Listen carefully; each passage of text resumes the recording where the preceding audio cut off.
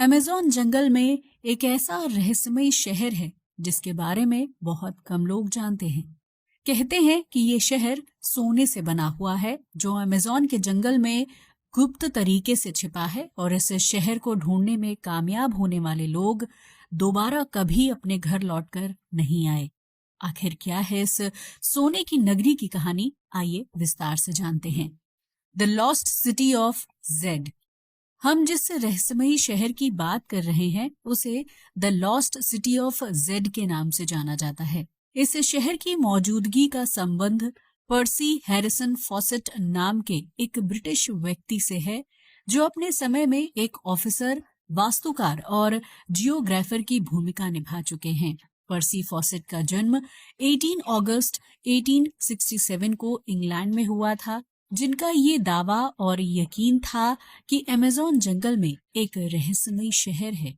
उनका मानना था कि वो शहर सोने और चांदी जैसे मूल्यवान धातु से बना हुआ है, जबकि यहाँ कुछ लोग भी रहते हैं। तो सवाल खड़ा होता है कि आखिर पर्सी फॉसेट को उस रहस्यमयी शहर के बारे में कब और कैसे पता चला था, या फिर ये सिर्फ उनकी एक कल्पना थी। दरअसल साल 1906 में पर्सी फॉसेट साउथ अमेरिका में थे, जहां उन्हें ब्राजील के अमेज़न जंगल की मैपिंग का काम दिया गया था। इस दौरान पर्सी फॉसेट ने जंगल का दौरा किया था और उन्होंने दावा किया कि उन्हें जंगल में 62 फुट लंबे जायंट एनाकोंडा की मौजूदगी के सबूत मिले हैं। लेकिन उनकी टीम इतने बड़े एनाकोंडा को ढूंढने में कामयाब नहीं हो पाई थी। पर्सी फॉसेट ने दावा किया था कि अमेज़न के जंगल में कई रहस्यमयी और बड़े जीव रहते हैं जो इतने खतरनाक और जहरीले हैं कि किसी इंसान की जान ले सकते हैं। पर्सी फॉसेट को अमेज़न जंगल को लेकर दिलचस्पी बढ़ने लगी और उन्होंने नेशनल लाइब्रेरी ऑफ ब्राजील का दौरा किया, जहां उन्हें एक बेहद पुरानी मैन्युस्क्रिप्ट 512 मिली थी।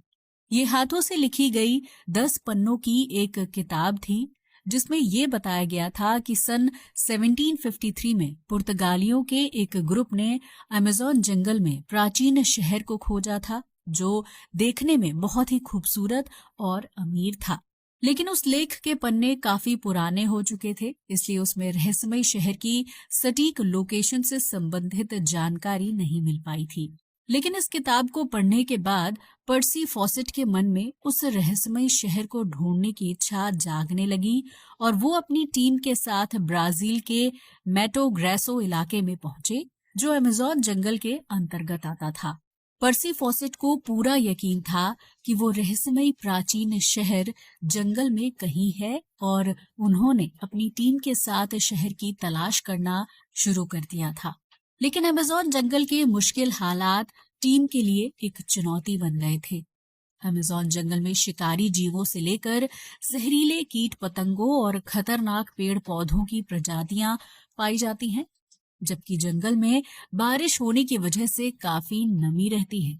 वहीं इस जंगल के कई इलाके सालों से प्रकाश के संपर्क में नहीं आए थे, जिसकी वजह से पर्सी फॉसेट की टीम को रिसर्च करने में काफी दिक्कत हो रही थी, और उन लोगों ने रिसर्च को आधे में ही छोड़कर वापस घर लौटने का फैसला किया।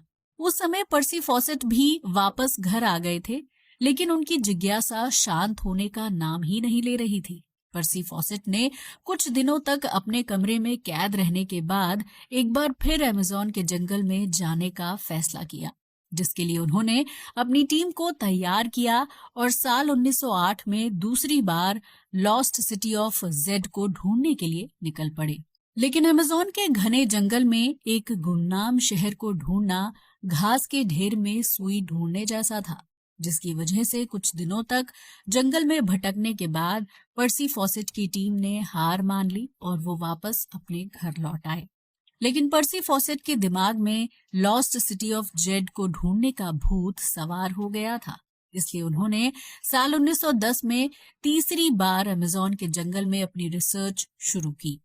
इस बार वो अलग रास्ते से जंगल में दाखिल हुए थे, लेकिन उन्हें रहस्यमय प्राचीन शहर खोजने में सफलता नहीं मिल पाई।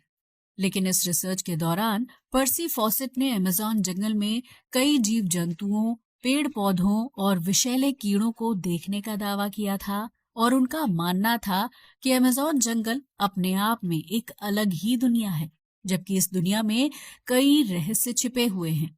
पर्सी फॉसेट जितनी बार अमेज़न जंगल में दाखिल होते थे, उस जंगल को जानने और रहस्यमय शहर को ढूंढने की जिज्ञासा उतनी ही ज्यादा बढ़ जाती थी। इस तरह साल 1906 से लेकर 1925 के बीच पर्सी फॉसेट पूरे 7 बार अमेज़न जंगल में रिसर्च के लिए जा चुके थे, लेकिन 7वीं बार वो वापस लौटकर नहीं आए। बताया जाता है कि पर्सी फॉसेट अप्रैल 1925 में अपने बड़े बेटे जैक और उसके एक दोस्त के साथ अमेज़न जंगल में रहस्यमयी शहर को ढूंढने के लिए निकले थे, लेकिन 1 महीने बाद 29 मई 1925 को उनके लापता होने की खबर सामने आई थी। पर्सी फॉसेट अकेले अमेज़न जंगल से गायब नहीं हुए थे, बल्कि उनका बेटा जैक और उसका दोस्त भी अचानक से लापता हो गए थे। इसके बाद जांच एजेंसियों ने पर्सी फॉसेट और उनके 2 साथियों को खोजने की काफी कोशिश की थी, लेकिन उन्हें इस काम में अगले 2 साल तक कोई सफलता नहीं मिल पाई थी। जांच एजेंसियों ने ये मान लिया कि पर्सी फॉसेट और उनके साथियों की मौत हो चुकी है, क्योंकि अमेज़न जंगल में शिकारी जीवों के साथ ऐसी जनजातियां रहती हैं जो बाहरी लोगों को देखते ही उन्हें मौत के घाट उतार देती हैं। वहीं कुछ लोगों का मानना था कि पर्सी फॉसेट और उनके साथियों को अमेज़न जंगल में रहस्यमय शहर मिल गया था, जिसके बाद वो लोग शहर में दाखिल हो गए और वापस कभी अपने घर लौटकर नहीं आए। इस बात को ज्यादा बल इसलिए भी मिलता है क्योंकि पर्सी फॉसेट ने लापता होने से ठीक कुछ दिन पहले अपनी पत्नी को एक खत लिखा और उस खत में उन्होंने ये बताया था कि वो अपने बेटे और उसके दोस्त के साथ एक नदी को पार करके दूसरी तरफ जा रहे हैं। पर्सी फॉसेट के साथ उनकी रिसर्च में जैक और उसके दोस्त के अलावा 2 लेबर, 2 घोड़े, 8 मूल्स और 2 कुत्ते शामिल थे, जबकि उनके पास खाने पीने का काफी ज्यादा सामान भी था। पर्सी फॉसेट ने जानबूझकर अपनी टीम को छोटा रखा था ताकि वो अमेज़न जंगल में रहने वाले जानवरों और जनजातियों की नजरों से बचते बचाते अपनी मंजिल तक पहुंच सके। लेकिन जब ये टीम अमेज़न नदी के पास पहुंची, तो पर्सी फॉसेट ने फैसला किया कि वो आगे का सफर अपने बेटे और उसके दोस्त के साथ जारी रखेंगे। इसका ये मतलब था कि वो अपने साथ लाए गए जानवरों और 2 लेबर्स को आगे नहीं ले जाना चाहते थे, और इस बात को बताने के लिए उन्होंने अपनी पत्नी को एक लेटर लिखा था, जिसे अमेज़न के लोकल आदमी ने उनकी पत्नी तक पहुंचाया था। माना जाता है कि अमेज़न नदी पार करने के बाद पर्सी फॉसेट, जैक और उसका दोस्त एक अलग ही दुनिया में पहुंच गए थे, जिसके बाद वो वापस कभी अपने घर लौटकर नहीं आए। जिन कंपनीज ने पर्सी फॉसेट को इस रिसर्च के लिए फंड दिया था, उन्होंने तीनों लापता लोगों को ढूंढने के लिए काफी पैसा और समय बर्बाद किया। इसके बावजूद भी उन लोगों का कहीं कोई पता नहीं चल पाया। जनवरी 1927 में आखिरी बार एक टीम को पर्सी फॉसेट को खोजने के लिए भेजा गया था, लेकिन इस दौरान एक व्यक्ति की मृत्यु हो गई थी और फिर पर्सी फॉसेट को खोजने का अभियान रोक दिया गया। माना जाता है कि पर्सी फॉसेट और उनके साथियों को कभी रहस्यमयी शहर मिला ही नहीं था, बल्कि अमेज़न नदी पार करने के बाद उनका सामना ब्राजील में रहने वाली खतरनाक जनजातियों से हुआ होगा।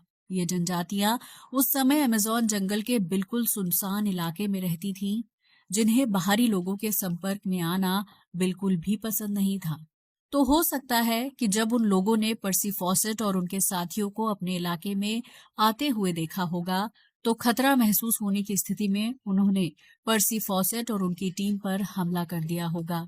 पर्सी फॉसेट और उनके साथियों की मौत हो गई होगी, जिनके शवों को बाद में ठिकाने लगा दिया गया होगा, क्योंकि पर्सी फॉसेट और उनकी टीम को खोजने गए लोगों को उनके शव या अवशेष भी नहीं मिले थे, जिससे ये साफ होता है कि अगर वो किसी जनजाति के हमले का शिकार हुए होंगे, तो उनके शव को ठिकाने लगा दिया गया होगा।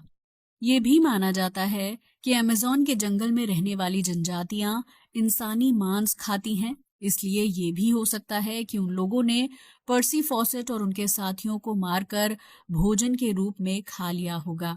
ये घटना साल 1925 की है, जबकि इस पूरे मामले को लगभग 100 साल समय पूरा होने वाला है। वहीं वर्तमान समय में अमेज़न के जंगल में रहने वाली कई जनजातियां मिलनसार हैं और बाहरी लोगों को अपने लिए खतरा नहीं मानती हैं, जबकि इस जंगल में कुछ ऐसी जनजातियां अभी भी रहती हैं जो बाहरी लोगों को देखते ही उनके ऊपर हमला कर देती हैं। कोई नहीं जानता है कि पर्सी फॉसेट और उनके साथियों के साथ क्या हुआ होगा और क्या उन्हें अमेज़न का रहस्यमयी शहर मिला या नहीं। लेकिन लॉस्ट सिटी ऑफ जेड को ढूंढने के लिए पर्सी फॉसेट के मन में जो भूख और जिज्ञासा थी, शायद वही उनके अचानक गायब होने या मौत की वजह भी बनी थी। कुछ लोग मानते हैं कि पर्सी फॉसेट और उनके साथियों को सोने और चांदी से बना वो रहस्यमयी शहर मिल गया था, जिसकी शानो शौकत देखकर उन लोगों ने वापस लौटने का ख्याल अपने दिमाग से निकाल दिया था। ये भी संभव है कि पर्सी फॉसेट और उनके साथी किसी दूसरे इंसान को लॉस्ट सिटी ऑफ जेड के बारे में बताना नहीं चाहते होंगे, इसलिए वो लोग उस शहर से वापस नहीं लौटे और वहां के निवासी बनकर रह गए। जाहिर सी बात है कि अगर एक आम इंसान को सोने और चांदी से बना शहर मिल जाए, जहां रहने, खाने पीने और मनोरंजन की कोई कमी ना हो, तो वो एक ऐसी दुनिया में क्यों लौटना चाहेगा जहां जंग, भुखमरी और भेदभाव के हालात पैदा होते हैं। कहते हैं कि लॉस्ट सिटी ऑफ जेड आज भी अमेज़न के जंगल में अपने अस्तित्व को छिपाए हुए है, लेकिन इस शहर को ढूंढ पाना या यहाँ तक पहुंच पाना हर किसी के बस की बात नहीं है। इस पूरे मामले और रहस्यमय शहर को लेकर साल 2009 में अमेरिका के एक पत्रकार डेविड ग्रैन ने the lost city of Z नाम की किताब लिखी थी। वहीं इस किताब के ऊपर साल 2016 में निर्देशक जेम्स ग्रे ने एक फिल्म भी बनाई थी। The lost city of Z से जुड़ी किताब और फिल्म दोनों ने खूब चर्चा बटोरी थी, जबकि मार्केट में अच्छा व्यापार भी किया था।